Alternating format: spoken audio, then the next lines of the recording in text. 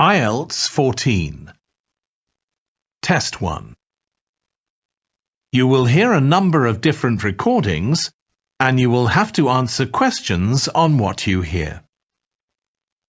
There will be time for you to read the instructions and questions, and you will have a chance to check your work. All the recordings will be played once only. The test is in 4 sections. At the end of the test, you will be given 10 minutes to transfer your answers to an answer sheet. Now turn to Section 1.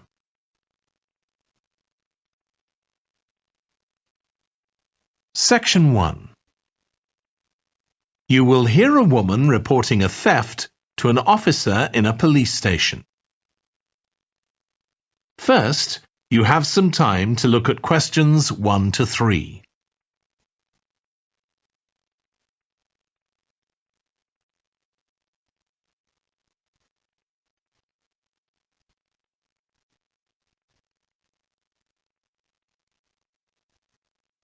You will see that there is an example that has been done for you. On this occasion only, the conversation relating to this will be played first. Good morning. What can I do for you? I want to report a theft. I had some things stolen out of my bag yesterday. I'm sorry to hear that. Right, so I'll need to take a few details. Can I start with your name? Louise Taylor. The woman's name is Louise Taylor. So Taylor has been written in the space. Now we shall begin. You should answer the questions as you listen because you will not hear the recording a second time. Listen carefully and answer questions 1 to 3. Good morning. What can I do for you? I want to report a theft. I had some things stolen out of my bag yesterday. I'm sorry to hear that. Right, so I'll need to take a few details. Can I start with your name? Louise Taylor. Okay, thank you. And are you resident in the UK? No, I'm actually Canadian, though my mother was British. And your date of birth? December 14th, 1977. So you're just visiting this country? That's right. I come over most summers on business. I'm an interior designer, and I come over to buy old furniture, antiques, you know? There are some really lovely things around here, but you need to get out to the small towns. I've had a really good trip this year, until this happened. Okay. So you've been here quite a while? Yes, I'm here for 2 months. I go back next week. So, may I ask where you're staying now? Well, at present, I've got a place at Park Apartments. That's on King Street. I was staying at the Riverside Apartments on the same street, but the apartment there was only available for 6 weeks, so I had to find another one. Okay. And the apartment number? 15. Right. Before you hear the rest of the conversation, you have some time to look at questions 4 to 10.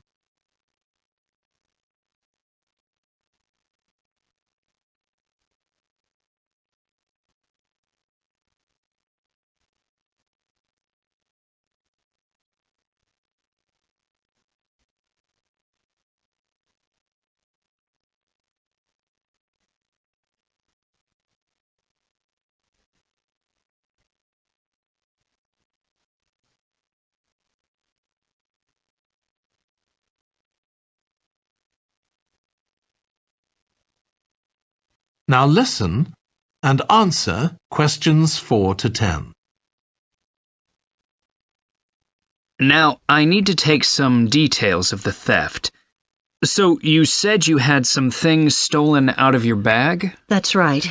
And were you actually carrying the bag when the theft took place? Yes, I really can't understand it. I had my backpack on, and I went into a supermarket to buy a few things, and when I opened it up, my wallet wasn't there. And what did your wallet have in it? Well, fortunately, I don't keep my credit cards in that wallet. I keep them with my passport in an inside compartment in my backpack, but there was quite a bit of cash there, about £250 sterling, I should think. I withdrew £300 from my account yesterday, but I did a bit of shopping, so I must have already spent about £50 of that. Okay. At first I thought, oh, I must have left the wallet back in the apartment. But then I realized my phone had gone as well. It was only a week old, and that's when I realized I'd been robbed. Anyway, at least they didn't take the keys to my rental car. Yes. So you say the theft occurred yesterday? Yes. So that was September the 10th? And do you have any idea at all of where or when the things might possibly have been stolen? Well, at first I couldn't believe it because the bag had been on my back ever since I left the apartment after lunch. It's just a small backpack, but I generally use it when I'm traveling because it seems safer than a handbag. Anyway, I met up with a friend, and we spent a couple of hours in the museum. But I do remember that as we were leaving there, at about 4 o'clock, a group of young boys ran up to us, and they were really crowding round us, and they were asking us what time it was. Then, all of a sudden, they ran off. Can you remember anything about them? The one who did most of the talking was wearing a T-shirt with a picture of something. Let's see. A tiger. Right. Any idea of how old he might have been? Around 12 years old? And can you remember anything else about his appearance? Not much. He was quite thin. Color of hair? I do remember that. He was blonde. All the others were dark-haired. And any details of the others? Not really. They came and went so quickly. Right. So what I'm going to do now is give you a crime reference number so you can contact your insurance company. So this is 10 digits. 87954 82361. Thank you. So, should I contact... That is the end of section 1. You now have half a minute to check your answers.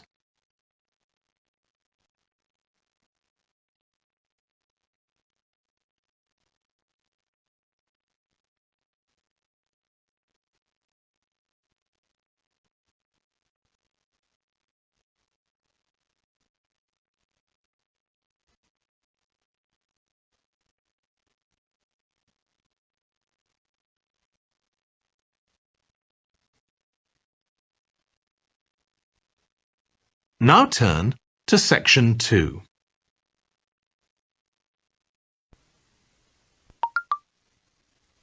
Section 2. You will hear a manager giving a welcome talk to a group of apprentices who are starting their training at the company. First, you have some time to look at questions 11 to 14.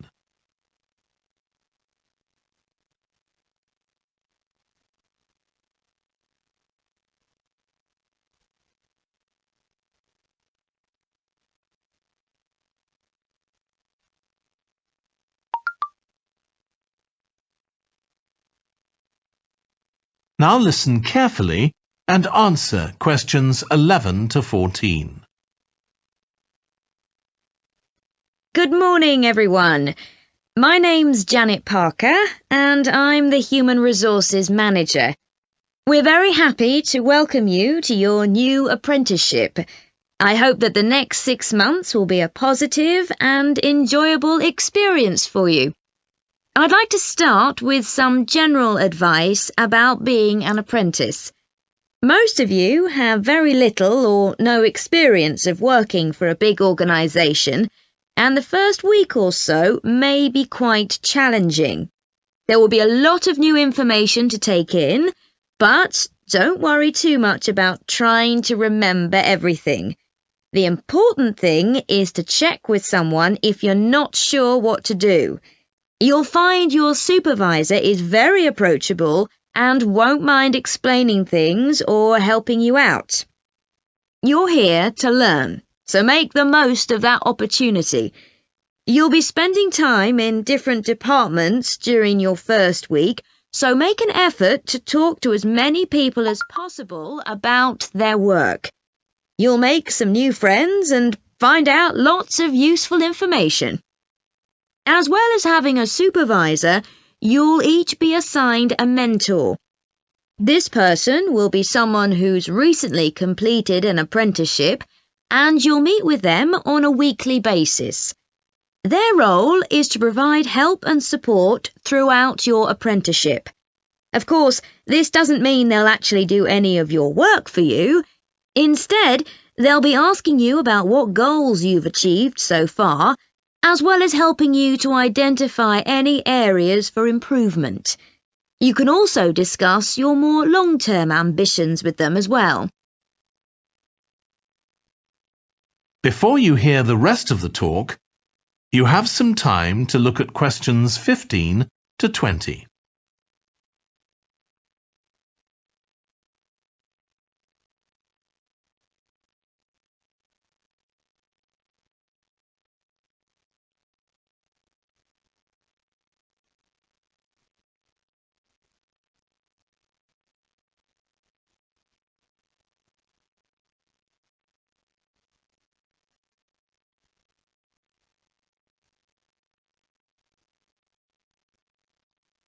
Now listen and answer questions 15 to 20.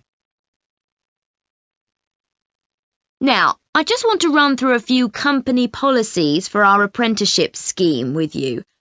Most importantly, the internet. As part of your job, you'll be doing some research online, so obviously you'll have unlimited access for that. But please don't use it for personal use. You'll have your own phones for that. Some of you have already asked me about flexible working. After your probationary 3-month period, some of you will be eligible for this, but it will depend on which department you're in and what your personal circumstances are, so please don't assume you'll automatically be permitted to do this. I want to make sure there's no confusion about our holiday policy. Apart from any statutory public holidays, we ask that you don't book any holidays until after your 6-month apprenticeship has finished. Time off should only be taken if you are unwell. Please speak to your supervisor if this is going to be a problem. You'll be expected to work a 40-hour week, but there may be opportunities to do overtime during busy periods. Although you're not required to do this, it can be a valuable experience, so we advise you to take it up if possible. Obviously, we understand that people do have commitments outside work, so don't worry if there are times when you are unavailable. As you know, we don't have a formal dress code here. You may wear casual clothes as long as they're practical.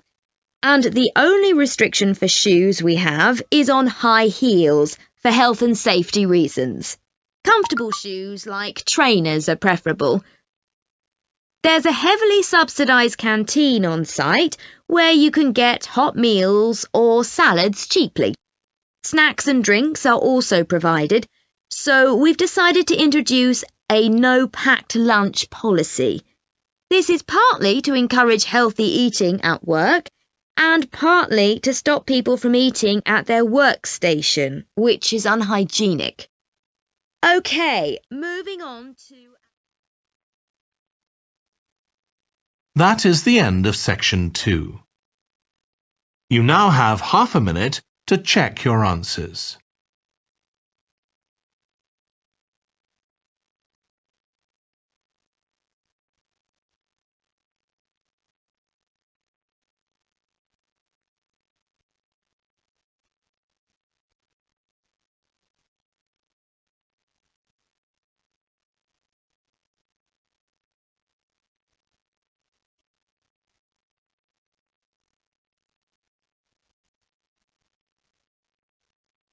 Now turn to Section 3.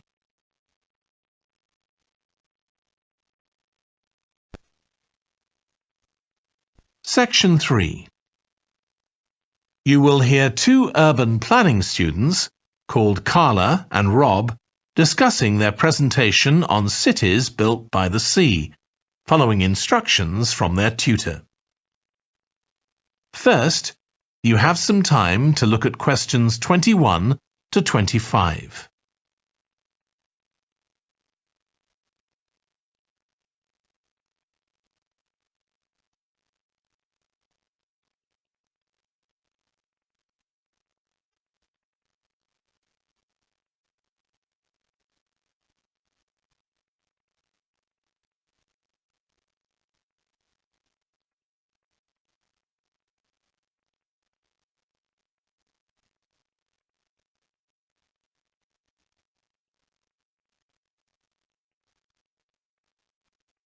Now listen carefully and answer questions 21 to 25. Okay, so what I'd like you to do now is to talk to your partner about your presentations on urban planning. You should have done most of the reading now, so I'd like you to share your ideas and talk about the structure of your presentation and what you need to do next. OK, Rob, I'm glad we chose quite a specific topic, cities built next to the sea. It made it much easier to find relevant information. Yeah, and cities are growing so quickly. I mean, we know that more than half the world's population lives in cities now. Yeah, though that's all cities, not just ones on the coast. But most of the biggest cities are actually built by the sea. I'd not realised that before. Nor me. And what's more, a lot of them are built at places where rivers come out into the sea, but apparently this can be a problem. Why?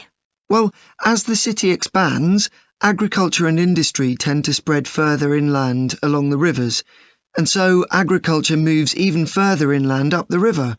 That's not necessarily a problem, except it means more and more pollutants are discharged into the rivers. So these are brought downstream to the cities? Right. Did you read that article about Miami on the east coast of the USA? No. Well, apparently back in the 1950s, they built channels to drain away the water in case of flooding. Sounds sensible. Yeah, they spent quite a lot of money on them, but what they didn't take into account was global warming. So they built the drainage channels too close to sea level, and now sea levels are rising, they're more or less useless. If there's a lot of rain, the water can't run away. There's nowhere for it to go. The whole design was faulty. So what are the authorities doing about it now? I don't know. I did read that they're aiming to stop disposing of wastewater into the ocean over the next 10 years. But that won't help with flood prevention now, will it? No, really, they just need to find the money for something to replace the drainage channels in order to protect against flooding now. But in the long term, they need to consider the whole ecosystem. Right. Really, though, coastal cities can't deal with their problems on their own, can they? I mean, they've got to start acting together at an international level instead of just doing their own thing. Absolutely. The thing is, everyone knows what the problems are, and environmentalists have a pretty good idea of what we should be doing about them, so they should be able to work together to some extent. But it's going to be a long time before countries come to a decision on what principles they're prepared to abide by. Yeah, if they ever do. Before you hear the rest of the discussion, you have some time to look at questions 26 to 30.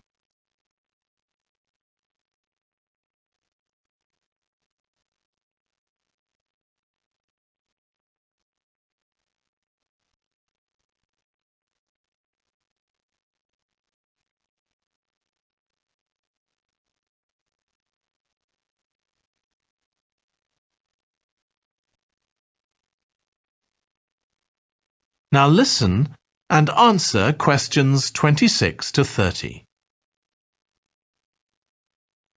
So, I think we've probably got enough for our presentation. It's only 15 minutes. OK, so I suppose we'll begin with some general historical background about why coastal cities were established.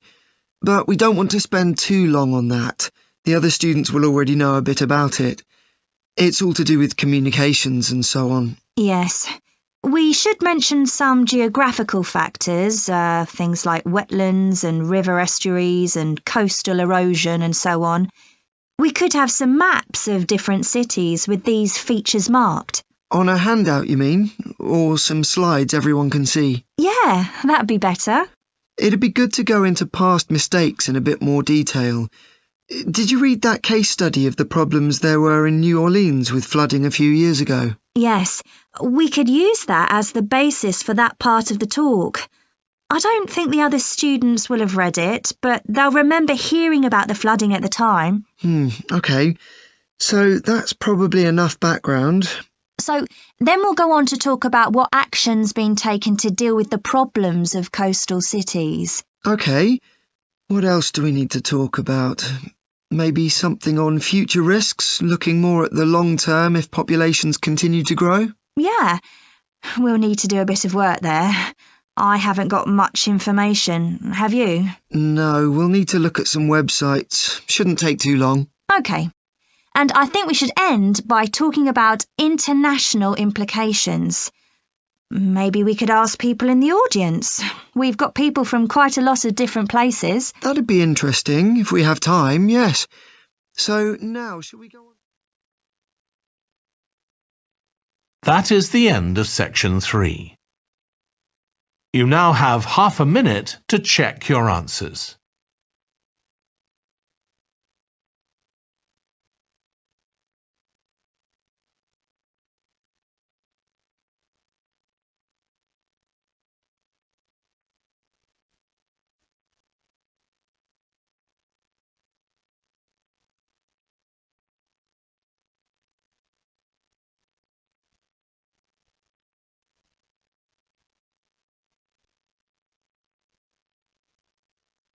Now turn to section 4.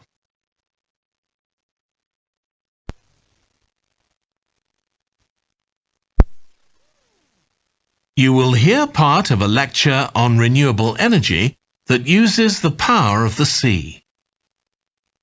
First, you have some time to look at questions 31 to 40.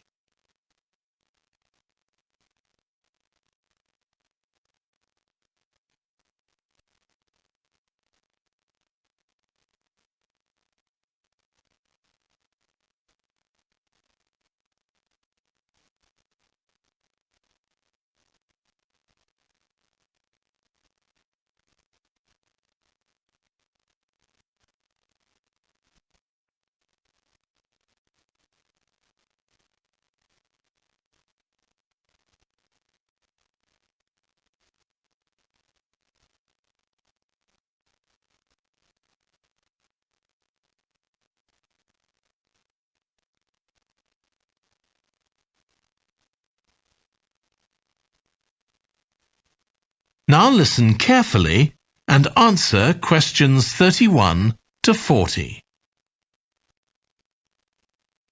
Producing enough energy to meet our needs has become a serious problem. Demand is rising rapidly because of the world's increasing population and expanding industry.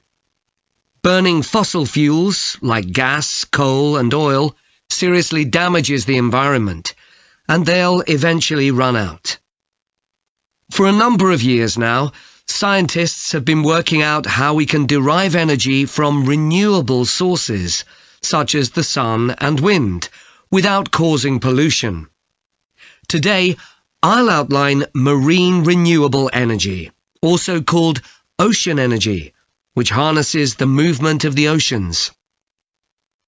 Marine renewable energy can be divided into 3 main categories: wave energy, tidal energy, and ocean thermal energy conversion. And I'll say a few words about each one. First, wave energy. Numerous devices have been invented to harvest wave energy, with names such as Wave Dragon, the Penguin, and Mighty Whale. And research is going on to try and come up with a really efficient method. This form of energy has plenty of potential, as the source is constant, and there's no danger of waves coming to a standstill. Electricity can be generated using onshore systems, using a reservoir, or offshore systems. But the problem with ocean waves is that they're erratic, with the wind making them travel in every direction. This adds to the difficulty of creating efficient technology. Ideally, all the waves would travel smoothly and regularly along the same straight line. Another drawback is that sand and other sediment on the ocean floor might be stopped from flowing normally, which can lead to environmental problems.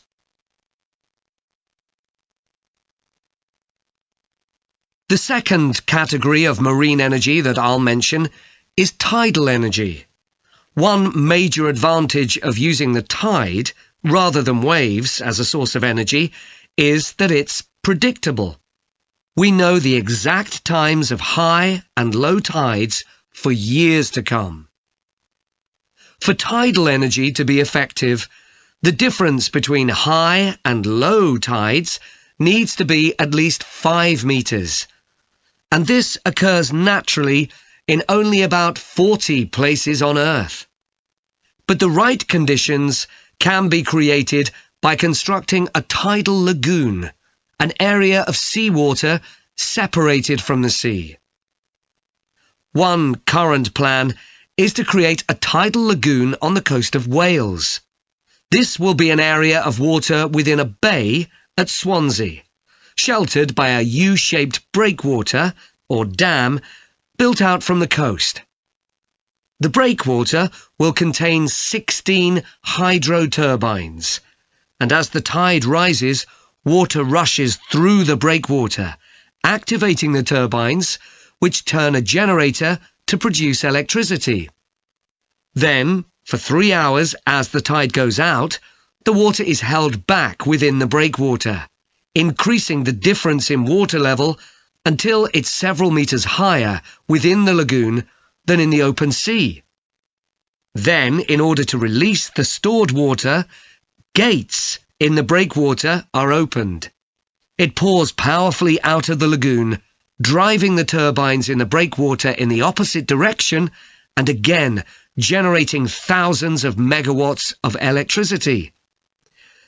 As there are 2 high tides a day, this lagoon scheme would generate electricity 4 times a day, every day, for a total of around 14 hours in every 24, and enough electricity for over 150,000 homes. This system has quite a lot in its favour. Unlike solar and wind energy, it doesn't depend on the weather. The turbines are operated without the need for fuel, so it doesn't create any greenhouse gas emissions, and very little maintenance is needed. It's estimated that electricity generated in this way will be relatively cheap, and that manufacturing the components would create more than 2,000 jobs, a big boost to the local economy.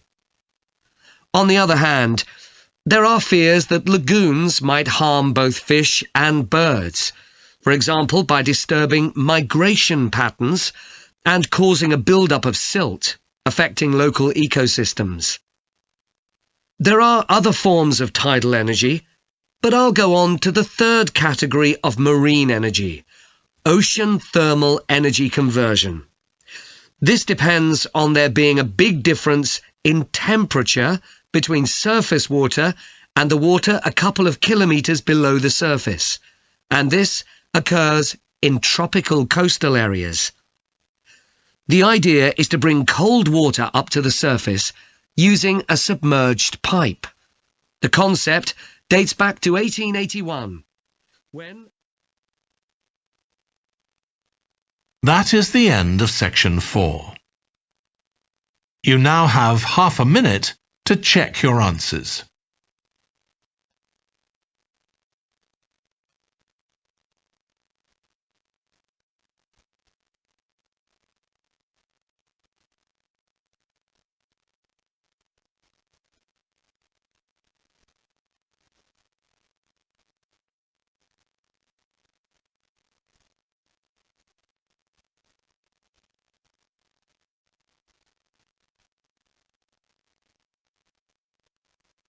That is the end of the listening test. In the IELTS test, you would now have 10 minutes to transfer your answers to the answer sheet.